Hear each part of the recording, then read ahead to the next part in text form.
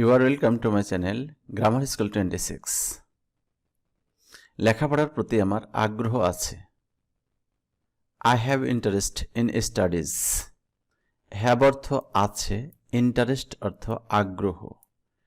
studies লেখাপড়া, in studies লেখাপড়াই। লেখাপড়ার প্রতি আমার আগ্রহ ছিল। I had interest in studies. এটা প্রেজেন্ট টেন্স, লেখাপড়ার প্রতি আগ্রহ আছে, এটা বর্তমানে আছে। আর এখন নাই কিন্তু অতীতে ছিল, বোঝালে ছিল বলতে হবে। লেখাপড়ার প্রতি আমার আগ্রহ ছিল, তখন হ্যাবের জায়গায় হবে had. I had interest in studies. লেখাপড়ার প্রতি আমাদের আগ্রহ থাকতে হবে। এখানে আছে, এখানে ছিল, আর এখানে থাকতে হবে। We have to have interest in studies. কোনো কিছু করতে হবে, থাকতে হবে, যেতে হবে বোঝালে সাবজেক্টের পরে have to, has to বসে। সাবজেক্ট থার্ড পারসন সিঙ্গুলার হলে has to, এরপরে মেন ভার্ব। এখানে আমরা সাবজেক্ট উই, তাই have to বসেছে। এরপরে main verb have. We have to have interest in studies. লেখাপড়ার প্রতি আমাদের আগ্রহ থাকতে হবে। লেখাপড়ার প্রতি আমাদের আগ্রহ থাকা উচিত। এখানে থাকতে হবে আর এখানে থাকা উচিত। We should have interest in studies. থাকা উচিত, উচিতের ইংরেজি should, have থাকা। We should have interest in studies. এইখানে দেখো একই ধরনের বাক্য আমরা চার ভাবে ব্যবহার করতে পারি এবং এটা ব্যবহার করেও থাকি। আমি শীঘ্রই সেখানে যাব। আই শ্যাল অথবা আই উইল গো দেয়ার সুন। এটা ফিউচার টেন্স। ফিউচার টেন্সে আমরা সাবজেক্ট ফার্স্ট পারসন হলে তার সাথে শ্যাল এবং উইল উভয়ে বসাতে পারবো। অর্থাৎ বর্তমানে সকল সাবজেক্টের সাথে উইল বসানো যাবে বা উইল ব্যবহার করা যাবে। দেয়ার অর্থ সেখানে। আই শ্যাল গো দেয়ার, আমি সেখানে যাব।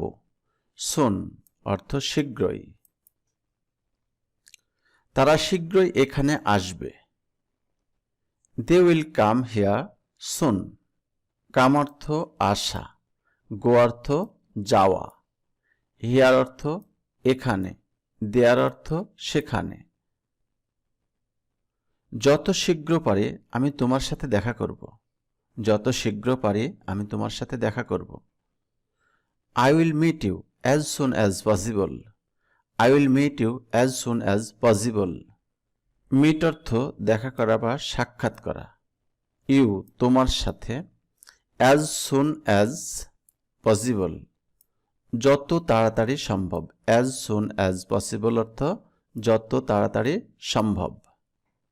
সে এলো না বা সে আসলো না বা সে আসেনি, একই ধরনের সেন্টেন্স, একই sentence. He didn't come. He didn't come. এই বাক্যটা past indefinite tense. Past indefinite টেন্সের নেগেটিভ করার সময় সাবজেক্টের পরে ডিডন্ট প্লাস মেইন ভার্বের প্রেজেন্ট ফর্ম বসে। বাংলা বাক্যে আসলো না, এলো না, আসেনি এরকম থাকলে আমরা পাস্ট ইনডেফিনিট টেন্স বা সিম্পল পাস্ট টেন্স ব্যবহার করব। আরও দেখো, তারা গেল না বা তারা যায়নি। দে didn't go. They didn't go. সে আমাকে বুঝল না। She didn't understand me. She didn't understand me. She অর্থ সে, এখানে হিও বসানো যাবে। আন্ডারস্ট্যান্ড অর্থ বোঝা, বুঝতে পারা। মি অর্থ আমাকে। তুমি আমার কথা শুনতে চাওনি। তুমি আমার কথা শুনতে চাওনি। You didn't want to hear me. Want অর্থ চাওয়া, এটা পাস্ট ইনডেফিনিট, তাই ডিডন্ট বসেছে নেগেটিভ করার জন্য। টু হিয়ার শুনতে, মি আমাকে, তুমি আমাকে শুনতে চাওনি। You didn't want to hear me. You didn't want to hear me. তুমি আমাকে বোঝো না। You don't understand me. You don't understand me. তুমি আমার কথা বুঝতে পারছো না। You can't understand me. You can't understand me. Can অর্থ পারা, পারছো না সেজন্য কান্ট হয়েছে। দেখো আমরা একই কথাকে বিভিন্নভাবে বলি, তাই আমি বিভিন্নভাবে দেখালাম যাতে তোমাদের সমস্যা না হয়। আমি বিষয়টা সম্পর্কে জানতে চাই। I want to know about the matter. Want মানে চাওয়া, টু নো জানতে, অ্যাবাউট বিষয়ে বা সম্পর্কে, দ্য ম্যাটার বিষয়। আমি তার সম্পর্কে জানতে চাই। I want to know about him or her. ছেলে হলে হিম, মেয়ে হলে হার।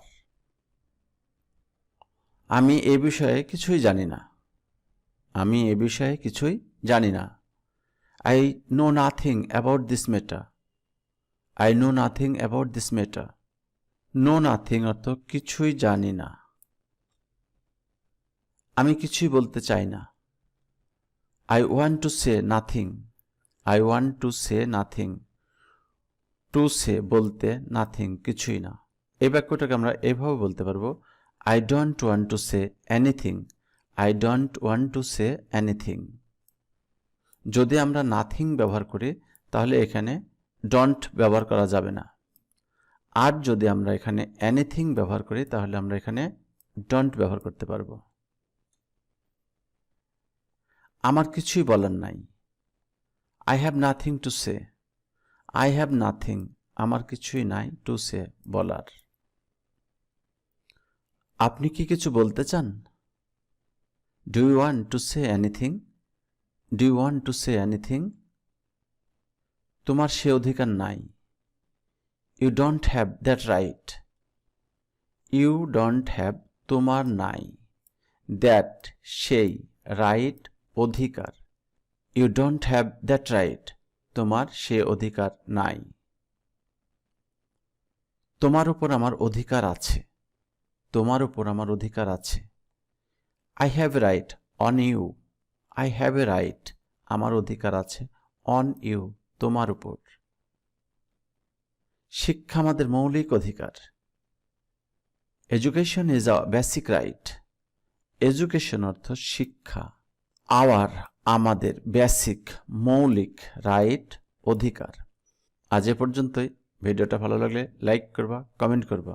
আর তুমি আমার চ্যানেলে প্রথম হয়ে থাকলে চ্যানেলটি সাবস্ক্রাইব করবা এই ধরনের সুন্দর সুন্দর ভিডিও পাওয়ার জন্য। ভালো থেকো, সুস্থ থেকো। আল্লাহ হাফিজ।